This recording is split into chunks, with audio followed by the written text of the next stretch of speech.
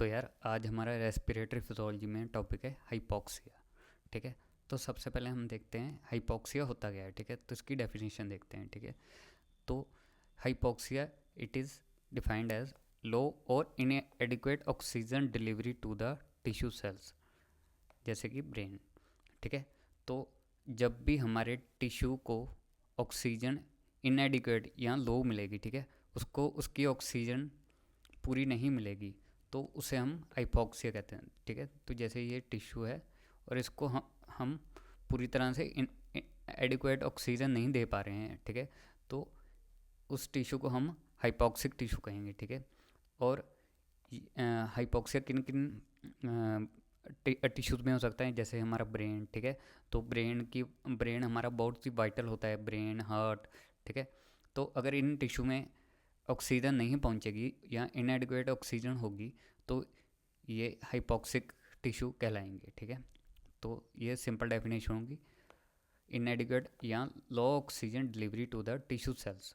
ठीक है, और तो इनके दो तरह के साइंस होते हैं। ठीक है, अर्ली साइंस और लेट साइंस। तो हम जब कोई भी पेशेंट होगा तो हम उसके सिम्टम देखकर बता सकेंगे कि ये अर्ली साइंस हैं या लेट साइंस हैं। ठीक है, तो अगर तो हमने अर्ली साइंस में ही उसे ट्रीटमेंट देकर बचा लिया, क्योंकि अगर हमारा हाइपॉक्सिया एक बार लेट स्टेजेस में पहुंच गया तो वो हमारे ब्रेन और हार्ट को डैमेज करने की क्षमता रखता है। ठीक है, तो ये एक डेंजरस साइन होता है। ठीक है, तो अर्ली स्टेजेस में हम कैसे देख सकते हैं। ठीक है, तो इसका एक निमोनिक होता है रैट, RAT।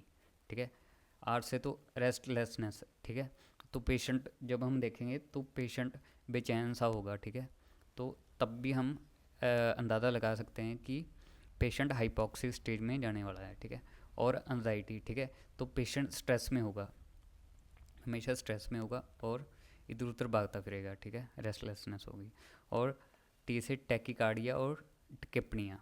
ठीक है, तो टैकीकार्डिया तो होता है जब भी हमारी heart beat 100 beats per minute से ऊपर होती है। ठीक है, तो हमारा हार्ट रेट बढ़ जाता है तो उसे हम टैकीकार्डिया कह देते हैं। ठीक है, तो वो लंबी लंबी सांसें लेंगे। ठीक है, क्योंकि उसका हार्ट रेट बढ़ रहा है। और टिकेपनिया होता है एक्सेलरेटर रेस्पिरेशन। ठीक है, तो उसकी जो हार्ट बीट बढ़ने से और रेस्पिरेशन भी बढ़ जाएगी, तो वो ऐसे किपनिया होता है एक्सेलरेटर रेस्पिरेशन। ठीक है, तो वो लंबे लंबे सांस ले। तो यार अब लेट साइंस देख लेते हैं। ठीक है, अगर हमारा पेशेंट इन स्टेज में पहुंच गया तो ऑर्गन्स को डैमेज कर सकता है। ठीक है, तो सबसे पहले आता है ब्रेडिकार्डिया। ठीक है, तो पेशेंट की जो हार्ट बीट है, ठीक है, वो 60 बीट्स पर मिनट से भी कम हो जाएगी। ठीक है, तो इसमें ऑपोजिट हो जाता है। ठीक है, लेट साइंस में तो ब्रेडिकार्डिया हो जाएगा। और एक्सट्रीम रेस्टलेसनेस। ठीक है, तो पेशेंट मतलब बैठेगा ही नहीं। ठीक है, और डिज्निया। ठीक है, डिज्निया का मतलब होता है शॉर्टनेस ऑफ ब्रेथ। ठीक है, तो उसकी सांस चढ़ने लग जाएगी। ठीक है, तो आप देख सकते हैं कितना सीवियर केस है ये।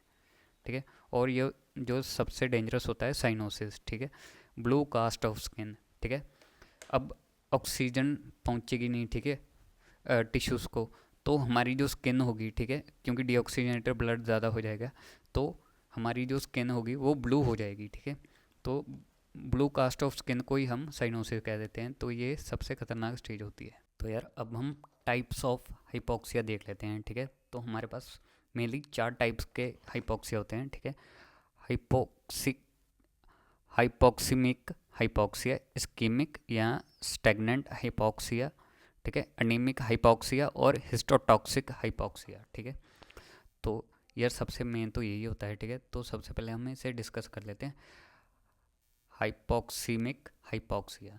तो अब इसका दूसरा नाम होता है हाइपॉक्सीमिया। ठीक है, तो ये हाइपॉक्सीमिक इमिया। ठीक है, हाइपॉक्सीमिया। ठीक है, तो हाइपॉक्सीमिया के 3 कॉजेज होते हैं। ठीक है, तो या तो हमारी अल्ट्रेशन इन वेंटिलेशन परफ्यूजन रेशो हो जाए। ठीक है, या कोई हमें पल्मोनरी डिजीज़ हो जाए, या जब भी हम हाई एल्टीट्यूड्स में जाते हैं, ठीक है, तो हमें ये वाला हाइपॉक्सिया होता ही होता है। ठीक है, हाइपॉक्सीमिया।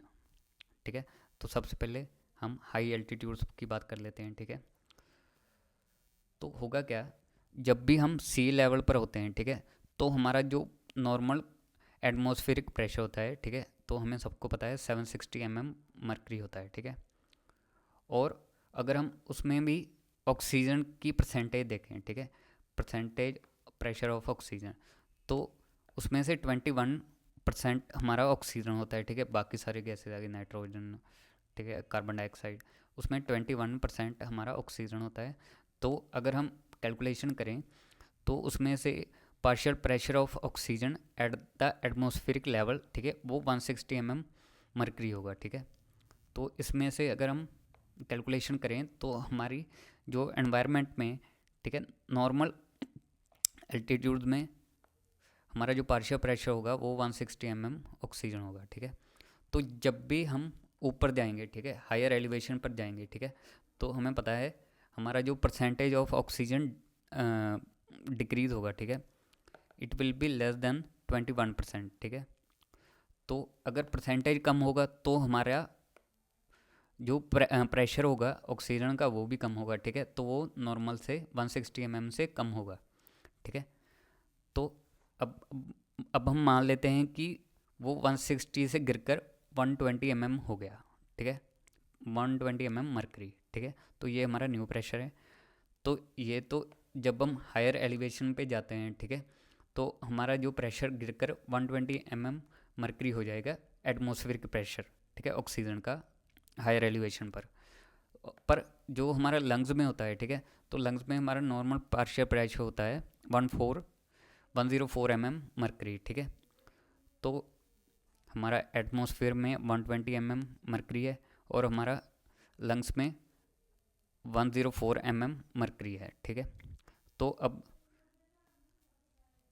ऑक्सीजन यहाँ पर लंग्स में मूव करेगी higher pressure to lower pressure, ठीक है।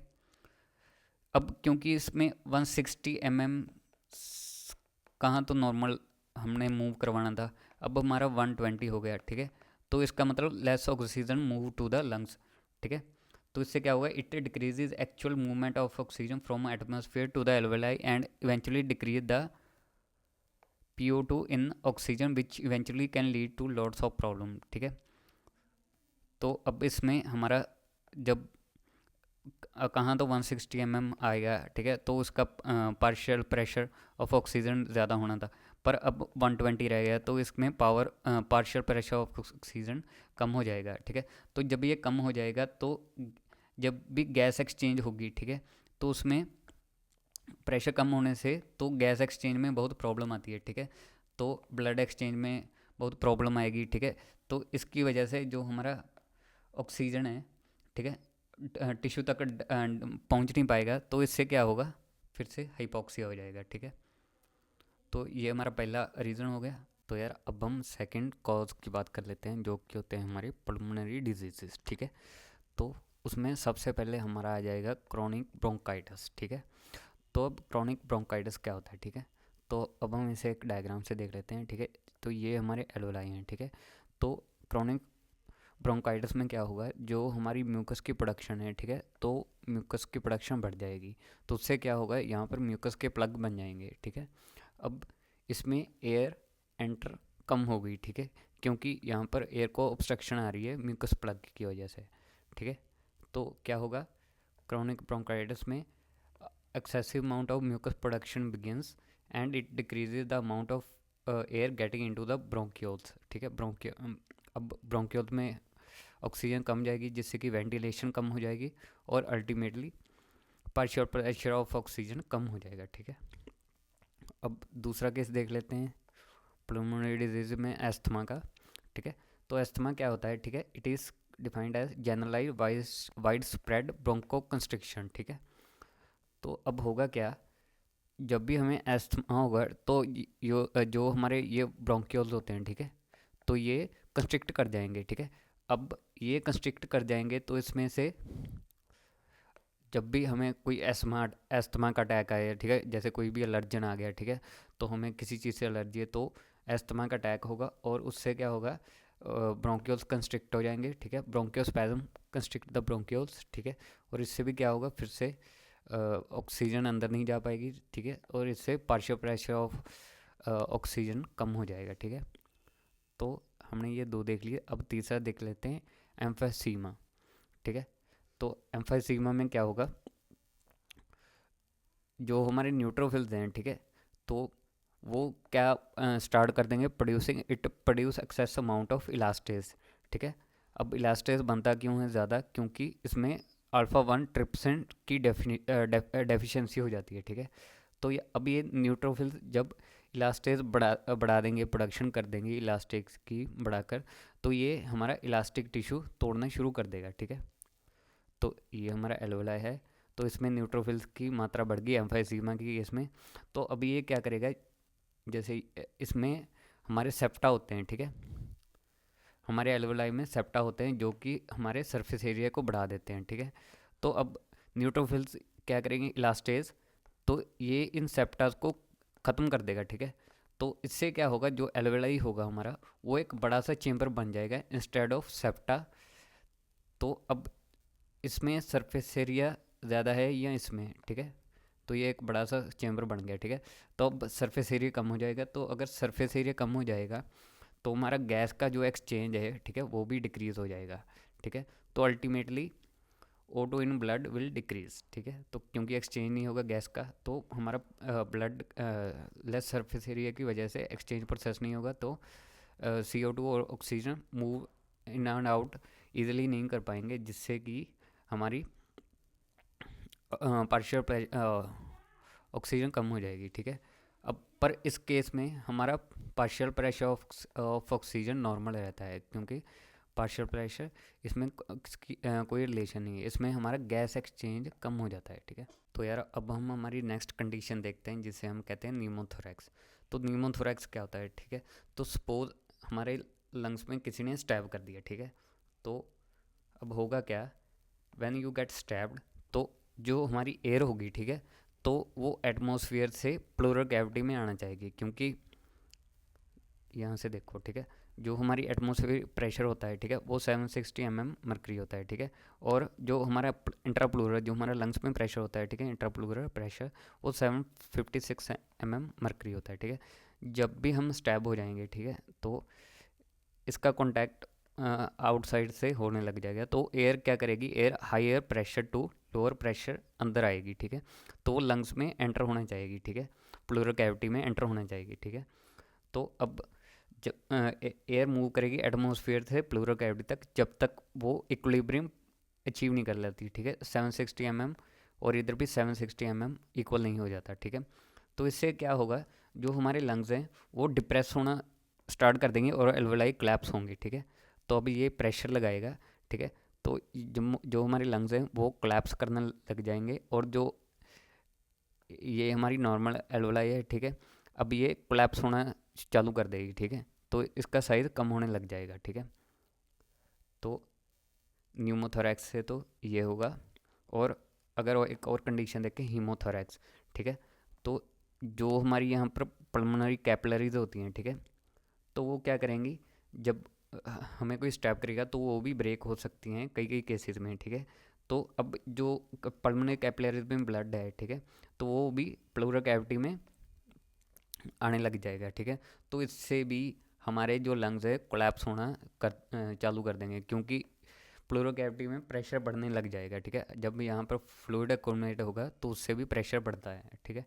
और एक कंडीशन होती है काइलोथोरैक्स, ठीक है, तो यहाँ पर हमारे लिम्फ नोड्स भी होते हैं, ठीक है, तो वो भी कई बार लीक करने लग जाते हैं प्लूरल कैविटी में। तो इन सब तीनों चीज़ों से हमारा इंटरप्लूरल प्रेशर बढ़ेगा, जिससे कि हमारे जो लंग्स हैं वो क्लैप्स करना चाहेंगे, ठीक है।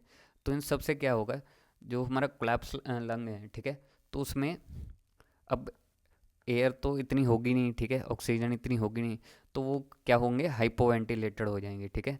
तो अब इन दोनों के बीच में जो हमारा गैसेस एक्सचेंज होंगी, ठीक है, तो no exchange between pulmonary capillaries and alveoli occur, ठीक है। तो इससे हम क्या कहते हैं, शंटिंग। तो शंटिंग क्या होता है, जब हमारे एल्वेलाई में वेंटिलेशन कम हो जाती है, ठीक है, तो ये गैस एक्सचेंज नहीं होता, उसे हम शंटिंग कह देते हैं, ठीक है।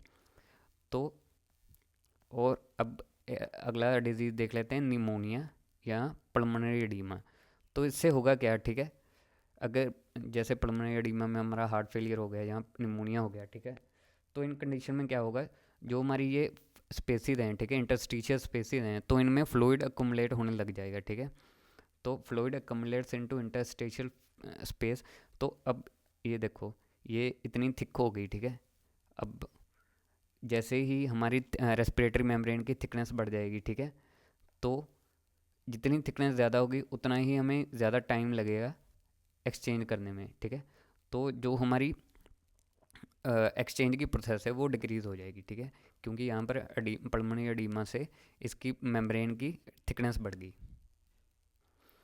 तो अब ये सारी चीज़ें करती गए हैं, ठीक है। तो इनका मेन मकसद होता है आर्टिकुलर PO2 को कम करना, ठीक है। तो जो भी हमारा ब्लड में PO2 होगा उसे ये डिक्रीज़ करेंगी सारी कंडीशन पल्मोनरी। तो यार अब हम देख लेते हैं हाइपोक्सिया कैसे हमारा जो आर्टीरियल PO2 है वो कैसे कम करता है, ठीक है। तो सबसे पहले हम देख लेते हैं, ये हमारा राइट वेंट्रिकल है, ठीक है। तो ये क्या करेगा, ये पल्मोनरी आर्टरी में, ठीक है, इसमें पार्शियल प्रेशर ऑफ ऑक्सीजन होता है 40 mm मर्करी, ठीक है। तो ये नॉर्मल होता है, ठीक है। तो ये क्या करेगा, ये हमारे लंग्स में जाएगा, ठीक है। तो पल्मोनरी आर्टरी से हमारे लंग्स में जाएगा और ये हमारे लंग्स हो गए, ठीक है। तो लंग्स में जो हमारे एल्वुलाई होते हैं, ठीक है, तो उसमें क्या होगा, हाइपोक्सिया की वजह से हमारा जो एल्वुलाई में पार्शियल प्रेशर ऑफ ऑक्सीजन होगा, ठीक है, वो हम अज्यूम कर लेते हैं कि 60 mm मर्करी है, ठीक है। वैसे 100 mm होता है, 100 mm मर्करी, ठीक है, 104 टू बी एग्जैक्ट, ठीक है, नॉर्मल होता है। पर हाइपोक्सिया की वजह से यहाँ पर हमारा 60 mm मर्करी हो गया, ठीक है। तो अब जब ये आएगा, ठीक है, तो यहाँ पर गैस एक्सचेंज होगा, ठीक है। तो अब गैस एक्सचेंज कितनी देर तक होगा, जब तक इक्विलिब्रियम नहीं आ जाता, ठीक है। तो अब यहाँ पर 60 mm है, ठीक है। तो जब ये बाहर निकलेगा, ठीक है, तो when it moves to the capillary blood and exchange process occur between alveoli and blood, ठीक है। तो oxygen will move its down its concentration gradient until partial pressure of oxygen in pulmonary capillary will become equal to in the alveoli, ठीक है, जो कि है 60 mm mercury, ठीक है। तो अब हम देख सकते हैं जो हमारा ब्लड में, ठीक है, आर्टीरियल ब्लड में हमारा इक्विलिब्रियम के बाद जो आता है, ठीक है, वो 60 mm मर्करी होता है, ठीक है। तो कहाँ तो नॉर्मल हमारा आना था, यहाँ पर अगर 100 mm होता, ठीक है, तो यहाँ पर भी 100 mm मर्करी आता, ठीक है। तो उससे arterial partial pressure oxygen 100 mm होता, ठीक है। पर अब हाइपोक्सिया की वजह से यहाँ पर हमारा 60 mm मर्करी हो गया। तो इससे क्या होगा, इससे एक्सचेंज प्रोसेस कम हो गया। तो अब हम दूसरा केस देख लेते हैं, ठीक है। तो हमारा जो हाइपोक्सिया है वो ख़त्म हो गया, ठीक है। अब हम सेकंड टाइप की बात कर लेते हैं, जिसे हम इस्कीमिक या स्टैग्नेंट हाइपोक्सिया कहते हैं, ठीक है। तो अब हम देख लेते हैं कि ये क्या होता है, ठीक है। तो सबसे पहले इसमें हम पार्शियल प्रेशर जो हमारा ऑक्सीजन का है, ठीक है, उसको हम नॉर्मल ले लेते हैं 100 mm मर्करी, ठीक है। तो ये एक गुड ऑक्सीजन की सप्लाई है, ठीक है। तो अब इस केस में क्या होता है, ठीक है, हमारा जो पार्शियल प्रेशर है वो, ठीक है, नॉर्मल है, वो 100 mm मर्करी है, ठीक है। पर इसमें हमारे एम्बोलिज्म या कोई भी थ्रोम्बाई या कोई भी प्लाक बन जाता है, ठीक है। तो वो क्या करता है, वो ऑब्स्ट्रक्शन पैदा करता है, ठीक है। तो इसमें क्या होगा, a person has lot of plaques, thrombosis, embolism, ठीक है, which occlude blood and which reduces RBC। तो अब जहाँ पर प्लाक आ गया, ठीक है, तो यहाँ पर हमारा ब्लड ज़्यादा नहीं जा पाएगा, ब्लड की सप्लाई हमारे यहाँ पर कम हो जाएगी, ठीक है। तो अगर ब्लड की सप्लाई कम हो जाएगी मतलब हमारे RBCs कम हो जाएंगे, ठीक है। तो RBC में क्या होता है, हीमोग्लोबिन। तो हीमोग्लोबिन क्या करता है, ऑक्सीजन कैरी करता है, ठीक है। तो अब RBC अगर इनडायरेक्टली कम हो जाएंगे, ठीक है, तो हमारी ऑक्सीजन भी कम हो जाएगी। तो अगर ऑक्सीजन कम हो जाएगी तो हमारे टिश्यू को ऑक्सीजन का एक्सचेंज नहीं मिल पाएगा, ठीक है।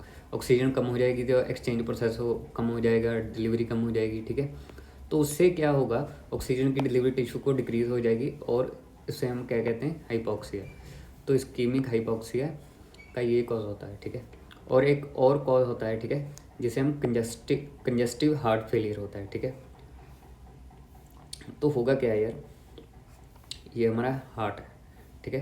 तो जो हमारा लेफ्ट वेंट्रिकल होता है, ठीक है, तो ये पंप, जब ब्लड पंप करता है, ठीक है, तो ये लेफ्ट वेंट्रिकल से अयोर्टा में ब्लड भेजता है, ठीक है। पर कंजस्टिव हार्ट फेलियर में क्या होता है, ठीक है, तो ये जो हमारा मसल्स होते हैं, ठीक है, तो ये वीक हो जाते हैं, ठीक है। तो अब अगर हमारे हार्ट मसल्स वीक हो गए तो ये पंप अच्छे से नहीं कर पाएंगे from left ventricle to the aorta, ठीक है। तो उससे क्या होगा, हमारी जो कार्डियक आउटपुट है, ठीक है, कार्डियक आउटपुट जो हमारी डिक्रीज हो जाएगी, ठीक है, लेस देन 5 लीटर पर मिनट से, ठीक है। अगर कार्डियक आउटपुट कम होगी, ठीक है, तो जो हमारा ब्लड की वॉल्यूम सप्लाई टू टिश्यू होगी वो कम हो जाएगी, ठीक है। अब ये ब्लड पंप ही नहीं करेगा तो ब्लड की वॉल्यूम भी कम हो जाएगी, ठीक है। अब वॉल्यूम कम हो जाएगी तो डायरेक्टली हमारा जो ब्लड है वो कम आएगा, ठीक है। तो फिर से हमारे आरबीसीज कम हो जाते हैं और ऑक्सीजन की डिलीवरी टिश्यूज़ को कम हो जाती है, ठीक है। तो ये 2 केसेस होते हैं, ठीक है। या तो हमारे कोई प्लाक बन गया या एम्बोलिज्म बन गया तो उससे हमारा आरबीसीज कम हो जाएंगे, तो वो नहीं होगा। अगर हमारा हार्ट का मसल्स ही वीक हो गए, ठीक है, तो वो भी ज़्यादा ब्लड पंप नहीं करेंगे, फिर से हमारे पास आरबीसीज कम हो जाएंगे और ऑक्सीजन की डिलीवरी टिश्यू को फिर से कम हो जाएगी, ठीक है। तो ये हमारा सारा इस्कीमिक हाइपोक्सिया हो गया। तो यार अब हम थर्ड टाइप की बात कर लेते हैं, एनीमिक हाइपोक्सिया, ठीक है। तो अब एनीमिक हाइपोक्सिया में क्या आता है, जो हमारा, तो सबसे पहले इस डायग्राम में देखते हैं, ठीक है। तो जो हमारे प्लूरिपोटेंट स्टेम सेल्स होते हैं, ठीक है, तो वो 2 चीज़ों में डिवाइड होते हैं, लिम्फोइड स्टेम सेल्स और माइलॉइड स्टेम सेल्स, ठीक है। तो अब माइलॉइड स्टेम सेल कहाँ आकर जाके, ठीक है, आरबीसीज बनाते हैं, ठीक है। तो सबसे पहले बोन मैरो में क्या होगा, प्लूरिपोटेंट स्टेम सेल जो डिवाइड होंगे लिम्फोइड स्टेम सेल्स और माइलॉइड स्टेम सेल्स, और myeloid stem cell again form करेंगे आरबीसीज, ठीक है। तो यहाँ तक हमें समझ आ गया। तो अब क्या होगा, जब भी हमारे आरबीसीज कम हो जाएंगे, ठीक है, तो उसे हम अनीमिया कहते हैं, ठीक है, अनीमिया हाइपोक्सिक, ठीक है। तो अब आरबीसीज कम होने के वजह क्या होती है, ठीक है, कॉजेज क्या होते हैं, ठीक है। तो इसके सबसे पहला कॉज होता है ए प्लास्टिक एनीमिया, ठीक है। तो ए प्लास्टिक एनीमिया में क्या होगा, जो हमारे आरबीसीज का नंबर कम हो जाएगा, ठीक है। क्यों कम हो जाएगा, क्योंकि it is due to the damage of the myeloid stem cell, ठीक है। तो जो हमारे ये माइलॉइड स्टेम सेल हैं, ठीक है, अगर यही डैमेज हो जाएंगे तो हमारे आरबीसीज नहीं बनेंगे, अपने आप ही उसका नंबर कम हो जाएगा। Second, haemolytic anaemia. तो इसमें क्या होगा, जो भी हमारे आरबीसीज बनेंगे, ठीक है, तो उनकी लाइसिस हो जाएगी, ठीक है, वो कट जाएंगे। अब होगा क्या, ठीक है, जैसे G6PD डेफिशिएंसी होती है, ठीक है। तो उसमें क्या होगा, जो हमारे हीमोग्लोबिन हो गए, आरबीसीज होंगे, ठीक है, तो वो कैपिलरीज में स्टक हो जाएंगे, ठीक है। तो अगर वो कैपिलरीज में स्टक हो जाएंगे तो वो अपने आप डिस्ट्रॉय हो जाते हैं, ठीक है। तो इसमें हेमोलिटिक एनीमिया में हमारे आरबीसीज का लाइसिस हो जाता है। और अगर हमारे हीमोग्लोबिन का साइज या कोई भी नॉर्मेलिटी हो जाती है, ठीक है, हीमोग्लोबिन की, तो तब भी हमारी क्योंकि हीमोग्लोबिन हमारा रिस्पॉन्सिबल होता है ऑक्सीजन कैरिंग कैपेसिटी के लिए, ठीक है। तो हीमोग्लोबिन हमारा 4 ऑक्सीजन को कैरी करता है, ठीक है। तो अगर हीमोग्लोबिन हमारा अफेक्ट हो जाएगा तो हमारी गैस चेंज फिर से कम हो जाएगी, ठीक है। तो अब नॉर्मल हीमोग्लोबिन कैसे हो सकता है, यहाँ तो कोई इसे हम माइक्रोसिटिक एनीमिया भी कहते हैं, ठीक है। यहाँ तो हमें हमारी आयरन की डेफिशिएंसी हो गई, ठीक है, आयरन कम हो गई, विटामिन B12 या फॉलिक एसिड की डेफिशिएंसी हो गई, ठीक है, हमें थैलासीमिया हो गया, यहाँ सिकल सेल एनीमिया हो गया। तो इन सब से हमारा जो हीमोग्लोबिन है वो एबनॉर्मल साइज़ का हो जाता है, ठीक है। तो अब हम देख लेते हैं कि आरबीसी इतने इम्पोर्टेंट क्यों है। क्योंकि जो 1 आरबीसी होता है, ठीक है, उसमें 250 मिलियन हीमोग्लोबिन के मॉलिक्यूल्स होते हैं, और एक हीमोग्लोबिन का मॉलिक्यूल 4 ऑक्सीजन मॉलिक्यूल्स को बाइंड करवाता है, ठीक है। तो 250 मिलियन इंटू 4, तो एक आरबीसी में 1 बिलियन ऑक्सीजन के मॉलिक्यूल्स होते हैं, ठीक है। तो हम देख सकते हैं अगर हमारा एक भी आरबीसी कम होता है तो उससे ऑक्सीजन की डिलीवरी में कितना इफेक्ट पड़ता है, ठीक है। तो अगर आरबीसी कम होंगे, ठीक है, आरबीसी का नंबर जहाँ अब नॉर्मल हीमोग्लोबिन होगा तो इन दोनों में क्या होगा, ऑक्सीजन कम हो जाएगा, ऑक्सीजन की डिलीवरी कम हो जाएगी और उससे अल्टीमेटली हाइपोक्सिया हो जाएगा, ठीक है। तो यार अब हम लास्ट टाइप की बात कर लेते हैं, हिस्टोटॉक्सिक हाइपोक्सिया, ठीक है। तो इसमें क्या होता है, जो हमारा सेल्स होता है, ठीक है, तो सेल में हमारे माइटोकॉन्ड्रिया होता है, ठीक है, हमें सबको पता है, ठीक है। तो माइटोकॉन्ड्रिया क्या करता है, हमारे जो ऑक्सीजन होती है, ठीक है, ऑक्सीजन को इलेक्ट्रॉन ट्रांसपोर्ट चेन से इलेक्ट्रॉन पकड़कर इलेक्ट्रॉन ट्रांसपोर्ट चेन से एटीपी बना देता है, ठीक है। तो अब साइनाइड पॉइजनिंग में क्या होगा, ठीक है, जो हमारा साइनाइड होता है, ठीक है, तो ये इलेक्ट्रॉन ट्रांसपोर्ट में ये एक एंजाइम को इफेक्ट करता है, ठीक है, तो इसे स्टॉप कर देता है, जिसे हम साइटोक्रोम ऑक्सीडेज एंजाइम कहते हैं, जिसे हम कॉम्प्लेक्स 4 भी कह देते हैं, ठीक है। तो ये साइटोक्रोम ऑक्सीडेज एंजाइम को इनहिबिट कर देता है, ठीक है, साइनाइड। तो अब अगर साइटोक्रोम ऑक्सीडेज एंजाइम नहीं होगा तो ये इलेक्ट्रॉन भेज नहीं पाएगा, ठीक है। इलेक्ट्रॉन जब ऑक्सीजन में ऐड नहीं होगा तो हमारा वाटर नहीं बनेगा, ठीक है। तो अब होता क्या है, साइनाइड पॉइजनिंग क्या करेगी, साइटोक्रोम ऑक्सीडेज एंजाइम को इनहिबिट कर देगी, तो इलेक्ट्रॉन ऑक्सीजन को से ऐड नहीं हो पाएगा, ठीक है। हमारी जो ऑक्सीजन है वो यूटिलाइज नहीं हो पाती और अल्टीमेटली हमारा एटीपी प्रोड्यूस नहीं हो पाता, ठीक है। तो यही हमारा हिस्टोटॉक्सिक हाइपोक्सिया होता है, ठीक है। तो ये हमारे साइनाइड पॉइजनिंग में इफेक्ट करता है, ठीक है। अब हाइपोक्सिया बैड क्यों होता है, ठीक है, हाइपोक्सिया खराब क्यों होता है, ठीक है। हाइपोक्सिया क्या करता है, जब ये ज़्यादा बढ़ जाता है तो ये हमारे ब्रेन और हार्ट में इस्कीमिया या नेक्रोसिस प्रोड्यूस करवा देता है, ठीक है। अब इस्कीमिया क्या होगा, एक्सकीमिया क्यों होगा, it is due to the decrease oxygen supply, ठीक है। और जब लास्ट स्टेज में नेक्रोसिस हो जाएगी जो कि होती है इरिवर्सिबल सेल डेथ, तो ये बहुत ही बैड सिचुएशन होती है, तो हमें जल्द से जल्द हाइपोक्सिया को ट्रीट करना होता है, ठीक है।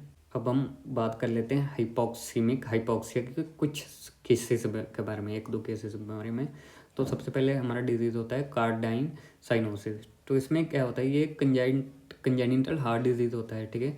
तो इसमें क्या होता है, ये जो हमारे लेफ्ट वेंट्रिकल या राइट वेंट्रिकल होते हैं, ठीक है, तो इनके बीच में एक सेप्टम होता है, ठीक है, तो वो फॉर्म नहीं हो पाता, ठीक है। Ventricle septum does not completely form.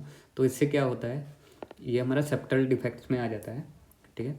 तो इससे क्या होगा, जैसे कि हमें पता है कि जो हमारा लेफ्ट वेंट्रिकल होता है, ठीक है, तो वो मोर पावरफुल कंट्रैक्टर होता है, ठीक है। तो ये ज़्यादा कॉन्ट्रैक्ट करता है, पावरफुल होता है राइट वेंट्रिकल से। तो इसमें क्या होगा, जब ये कॉन्ट्रैक्ट करेगा पावरफुली, ठीक है, तो इसमें ऑक्सीजनेटर ब्लड होता है और इसमें डीऑक्सीजनेटर ब्लड होता है। तो ये जो ब्लड होगा वो राइट वेंट्रिकल में चला जाएगा, ठीक है। तो लेफ्ट वेंट्रिकल से राइट वेंट्रिकल में जहाँ पर लो ऑक्सीजन ब्लड या डीऑक्सीजनेटेड ब्लड होता है, ठीक है, तो इस वेंट्रिकल की हमारी वॉल्यूम बढ़ जाएगी। अब अगर इसकी वॉल्यूम बढ़ जाएगी तो इससे भी कहाँ लंग्स में भेजना है इसने, ठीक है। इसमें ब्लड वॉल्यूम बढ़ गई तो इससे राइट वेंट्रिकल को ज़्यादा काम करना पड़ेगा, ठीक है। अगर राइट वेंट्रिकल को ज़्यादा काम करना पड़ेगा तो इसकी हाइपरट्रॉफी हो जाएगी, ठीक है। अभी अगर इसकी हाइपरट्रॉफी होगी, ठीक है, तो अब होगा क्या, इस राइट वेंट्रिकल की हाइपरट्रॉफी होगी तो ब्लड अपोजिट डायरेक्शन में स्टार्ट करना फ्लो कर देगा, ठीक है। तो ये राइट वेंट्रिकल से लेफ्ट वेंट्रिकल में जाना जाएगा, मतलब डीऑक्सीजनेटेड ब्लड हमारा ऑक्सीजनेटेड ब्लड में डिजॉल्व होना शुरू कर देगा, ठीक है। अब अगर डीऑक्सीजनेटेड ब्लड ऑक्सीजनेटेड ब्लड में डिजॉल्व हो जाएगा तो इसका पार्शियल प्रेशर ऑफ ऑक्सीजन कम हो जाएगा, क्योंकि हमारा डीऑक्सीजनेटेड ब्लड ऑक्सीजनेटेड ब्लड में डिजॉल्व हो रहा है, ठीक है। अगर हमारा पार्शियल प्रेशर ऑफ ऑक्सीजन कम हो जाएगा तो ये किसका केस बन जाएगा, हाइपोक्सीमिक हाइपोक्सिया। अब लास्ट में हम देख लेते हैं कार्बन मोनोऑक्साइड पॉइजनिंग, ये क्या होता है, ठीक है। तो ये भी एक यूनिक टाइप ऑफ हाइपोक्सीमिक हाइपोक्सिया की टाइप होती है, ठीक है। तो इसमें क्या होता है, जो हमारा हीमोग्लोबिन है, ठीक है, वैसे तो हमें पता है कि ये हीमोग्लोबिन 4 ऑक्सीजन मॉलिक्यूल्स के साथ कंबाइन होता है, ठीक है। तो ये 4 ऑक्सीजन के मॉलिक्यूल्स अटैच रखता है अपने साथ, पर जो हमारा कार्बन मोनोऑक्साइड होता है, ठीक है, तो इसकी अफिनिटी ऑक्सीजन से 200 टाइम्स ज़्यादा होती है, ठीक है। तो अब ये कंपटीशन करेगा ऑक्सीजन से, ठीक है। तो ये it will bind more to the haemoglobin and blocks the oxygen, ठीक है। तो अब इस केस में भी हमारी ऑक्सीजन कम हो जाएगी, ठीक है। तो अब इसका ट्रीटमेंट क्या है, ठीक है। तो हमें कार्बन मोनोऑक्साइड को कम करने के लिए हमें इसको बहुत सी ऑक्सीजन देनी पड़ेगी, ठीक है। तो वो हम कैसे देंगे, हम high pressure high pressure oxygen in hyperbaric chamber में पेशेंट को डालकर, ठीक है, तो उसे ऑक्सीजन देंगे। तो ये क्या करेगी, जब ये ऑक्सीजन बढ़ जाएगी तो ये कार्बन मोनोऑक्साइड को ब्लॉक कर सकती है, क्योंकि तो ये कंपेटिटिव हो जाएगी, ठीक है। तो हमें लॉट ऑफ ऑक्सीजन देनी पड़ेगी ताकि ये कंपेटिटिवली बीट कर सके कार्बन मोनोऑक्साइड को। अब सभी हाइपोक्सिया का ट्रीटमेंट देख लेते हैं, ठीक है। तो हाइपोक्सिया में तो हमें सप्लीमेंटल ऑक्सीजन ही देनी होती है, ठीक है। तो अगर इस्कीमिक हाइपोक्सिया की बात करें तो इसमें हमें जो भी हमारा एम्बोलाई बना दे या थ्रोम्बस बनाता हो तो हमें क्लॉट बस्टिंग ड्रग को एडमिनिस्टर करना होता है, ठीक है। तो हमें क्लॉट को डिजोल्व करना होता है। तो उसमें क्या हम दे सकते हैं, TSA, ठीक है, टिश्यू प्लाज्मिनोजन एक्टिवेटर। तो ये प्लाज्मिनोजन एक्टिवेट कर देगा। वारफरीन हमारी एंटी कोआगुलेंट ड्रग होती है, ठीक है, तो ये कोआगुलेट कर देगी क्लॉट को। एस्पिरिन या हम सर्जरी से हम क्लॉट को रिमूव कर सकते हैं, ठीक है।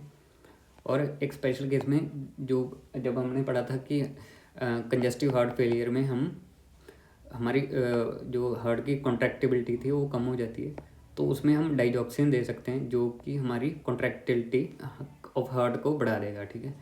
तो CHF के केस में हम डाइजॉक्सिन दे सकते हैं। अब हिस्टोटॉक्सिक हाइपोक्सिया में हमें साइनाइड को बस्ट करना होता है, ठीक है। तो उसमें हम क्या दे सकते हैं, विटामिन B12 या फॉलिक एसिड दे सकते हैं, या हम सोडियम थायोसल्फेट का ट्रीटमेंट दे सकते हैं, ठीक है। और लास्ट में अनीमिक हाइपोक्सिया में हम फिर से सप्लीमेंटल ऑक्सीजन ही देंगे।